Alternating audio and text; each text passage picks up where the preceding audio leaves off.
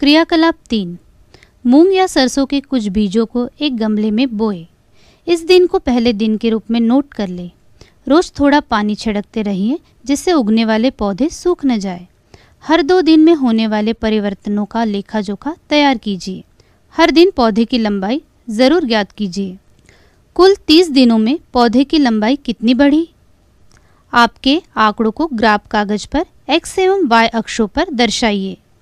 क्या वृद्धि एक समान दर से हो रही है? पौधे में कब 2 पत्तियां दिखी? अगली 2 पत्तियां कब बनी? क्या पत्तियों की संरचना में भी कोई अंतर आया? प्रजनन में वृद्धि और परिवर्धन बुनियादी प्रक्रियाएं हैं। चाहे प्रजनन जनक जीव के शरीर के टुकड़ों से, विखंडन से या किसी विशेष अंग की कोशिकाओं से हो, हर प्रक्रिया में संसाधन, रिसोर्सेस और ऊर्जा, एनर्जी की ज़रूरत होती है। वृद्धि की प्रक्रिया में इनका संचय होता है। आखिर वृद्धि कैसे होती है तथा एक प्रकार की कोशिकाएं दूसरे प्रकार में कैसे बदलती है? क्या शरीर की कोशिकाएं लंबाई और चौड़ाई में बढ़ जाती हैं? क्या कोशिकाएं विभाजित हो जाती हैं? या दोनों प्रक्रियाएं साथ साथ चलती होगी? 14.3 कोशिका विभाजन एवं वृद्धि और परिवर्धन, cell division, growth and development. हमारे शरीर में कई प्रक्रियाएं जैसे वृद्धि, ग्रोथ, मरम्मत, रिपेयर, प्रतिरक्षा, डिफेंस आदि हेतु कोशिका विभाजन निरंतर चल रहा होता है। ऐसी स्थिति में कोशिकीय स्तर पर तो प्रजनन हो रहा होता है, परंतु यह आवश्यक नहीं है कि जीव स्तर भी प्रजनन हो रहा हो। उदाहरण के लिए हमारी त्वचा की कोशिकाओं में विभाजन से उनमें प्रजनन हो रहा हो तो जरूरी नहीं कि जनन कोशिकाओं के निषेचन की प्रक्रिया से युग्मनज भी बन रहा होगा। हमारे शरीर की कोशिकाओं में विभाजन की प्रक्रिया एक तरह से चलती रहती है तो प्रजनन अंगों में एक अन्य तरीके से। प्रजनन अंगों में होने वाली कोशिका विभाजन से जनन कोशिकाएं बनती हैं। जीव जगत में जितने भी नर और मादा प्राणी हैं उन सब में जनन कोशिकाएं बनती हैं। चलिए कोशिका विभाजन की प्रक्रिया के बारे में अध्ययन करके विभाजन की इन दोनों प्रक्रियाओं को समझने का प्रयास करें। 14.3.1 कोशिका विभाजन। कक्षा 9वीं में आपने पढ़ा है कि पूर्ववर्ती कोशिकाओं से ही नई कोशिकाएं बनती हैं। आइए एक कोशिका से नई कोशिकाएं बनने की प्रक्रिया को विस्तार से समझते हैं। कभी आपके मन में भी यह सवाल आया होगा कि हम छोटे से बड़े कैसे हो जाते हैं, या एक छोटे बीज से बड़ा पौधा कैसे बन जाता होगा? आखिर शरीर में क्या प्रक्रियाएं चल रही होगी जिसकी वजह से यह परिवर्तन संभव हो पाता है? पिछले 300 सालों से कोशिकीय संदर्भ में इस दिशा में अध्ययन चल रहा है। उन दिनों के चिकित्सकों के लिए भी शरीर के कुछ ऊतकों में अनियंत्रित कोशिकीय विभाजन, हम जिसे कैंसर के नाम से जानते हैं, एक चुनौती बना हुआ था। इस विषय का अध्ययन करते हुए ही उन्हीं दिनों के एक चिकित्सक ने पाया कि कोशिका विभाजन की सूचना केंद्रक से आती है। कक्षा 9वीं में आपने केंद्रक की भूमिका का अध्ययन किया है। केंद्र के विभाजन के बाद कोशिकीय द्रव्य और झिल्ली भी विभाजित होती है।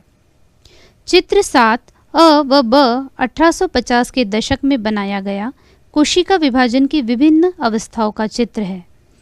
इसमें अ, ब, स, द, य कोशिका विभाजन के अलग अलग चरणों को दर्शा रहा है। इसी दौरान वॉल्टर फ्लेमिंग नामक एक वैज्ञानिक ने विभाजित होती कोशिका के केंद्रक में धागेनुमा संरचनाओं का अवलोकन कर विभाजन की प्रक्रिया को माइटोसिस, ग्रीक भाषा में माइटोसिस का मतलब है धागा, नाम दिया। हमारे तथा अधिकांश जीवों के कोशिकाओं के केंद्रक में डीएनए, डीऑक्सीराइबोन्यूक्लिक एसिड नामक आनुवंशिक पदार्थ होता है।